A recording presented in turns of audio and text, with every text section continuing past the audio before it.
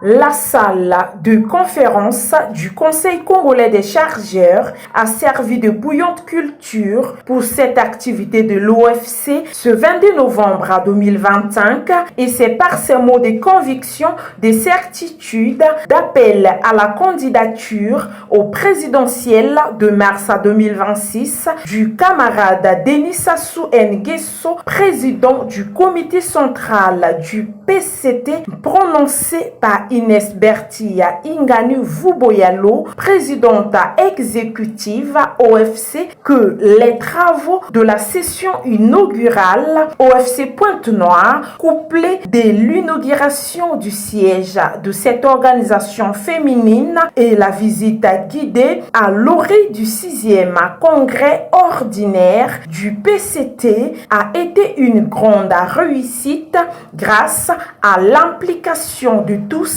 et surtout à la mobilisation des militants sympathisants et a connu aussi la participation de la camarade membre ministre de l'économie forestière Rosalie Matondo, présidente OFC Poul, ainsi que la camarade présidente du conseil départemental et municipal, maire de la ville de Pointe-Noire, Evelyne Titchelé, secrétaire permanent du bureau politique du PCT. De la fédération de Pointe-Noire, il fallait réunir les conditions justement pour que nous puissions affronter non seulement le congrès, le 6e congrès ordinaire qui arrive, mais surtout pour 2026, il fallait que l'OFC ait un siège digne de ce nom pour pouvoir affirmer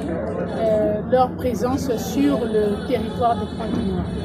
Donc ce siège que vous avez pu visiter avec nous est bien en conformité avec la démographie du nombre de la démographie de l'OFC, simplement.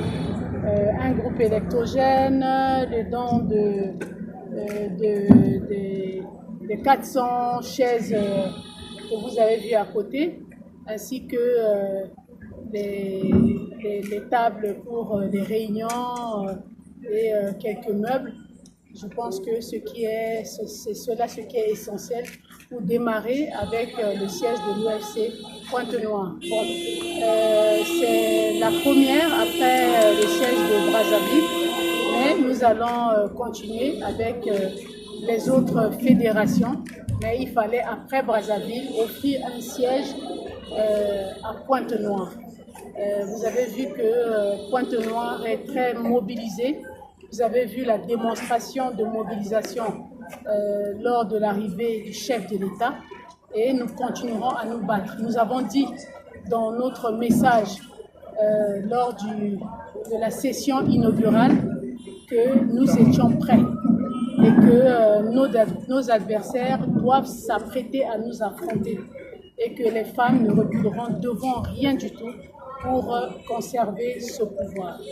Et donc, voilà pourquoi nous sommes venus à ce siège et nous sommes en train de faire les pas pour que lors des élections, de la campagne électorale de 2026, que l'OFC soit prêt à Pointe-Noire pour pouvoir affronter cette période. Pour solde de tout compte, l'on retiendra que l'OFC étant une force incontournable, plurielle, elle se prépare efficacement pour la victoire dès le premier tour de leur candidat à l'élection présidentielle de mars prochain. C'est pour répondre à cet impératif que nous ouvrons également le siège de notre organisation grâce à votre diligence. Au nom de toutes les camarades de notre fédération, nous vous disons simplement merci. Et vous pouvez compter sur notre engagement à rester debout pour répondre à toutes les orientations de notre hiérarchie.